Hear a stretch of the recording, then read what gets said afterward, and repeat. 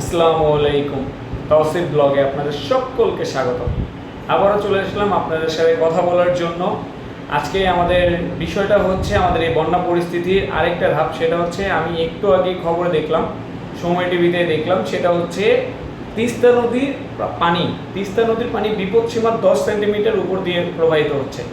তো বন্যা পরিস্থিতি আরও ভয়ানক হতে পারে, সেই জন্য আমরা সবাইকেই বলবো সবাই একটু প্রস্তুত থাকেন, সবাই একটু অ্যাক্টিভ থাকেন, যাতে আমরা সেইভাবে সাধারণ মানুষদের জন্য কাজ করতে পারি।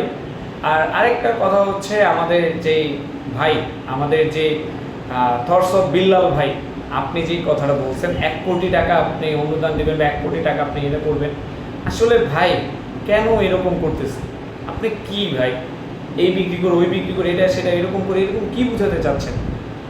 যদি এইগুলো না করে সুন্দরভাবে প্রত্যেকটা কন্টেন্ট ক্রিয়েটর চলে গেছে বর্ণার্থদের এখানে, আর আপনি পড়ে আছেন, আপনি 1 কোটি টাকা গোছাবেন, তারপর এটা নিয়ে যাবেন, এইগুলো না করে দেশের জন্য যতটুকু আপনার সামর্থ্যে কোলায় ঠিক ততটুকুই করেন। 1 কোটি টাকা আপনি কবে জোগাড় করবেন, আপনি করবেন তারপর যাবেন, এগুলো না করে দেশের সেবায় কাজ করেন। সবাইকেই বলবো বন্যা পরিস্থিতি খুবই ভয়ানকের দিকে যাচ্ছে, রূপ নিচ্ছে খুব ভয়ানক কিছু। সবাই সেই জায়গা থেকে প্রস্তুত থাকবেন। আমরা আগামীকাল, আজকে হচ্ছে সোমবার, আগামীকাল মঙ্গলবার আমরা আমাদের লায়ন ওপেন স্কাউট গ্রুপের পক্ষ থেকে আমরা আমাদের ফান্ড কালেকশন শুরু করব, যেখানে আমাদের যতটুকু সামর্থ্য অনুযায়ী আমরা চট্টগ্রামবাসীর জন্য ওইটা নিয়ে রওনা দিব। সেই পর্যন্ত সবাই ভালো থাকবেন, আমাদের লায়ন ওপেন স্কাউট গ্রুপের সাথে থাকবেন। ধন্যবাদ সকলকে। আসসালামু আলাইকুম।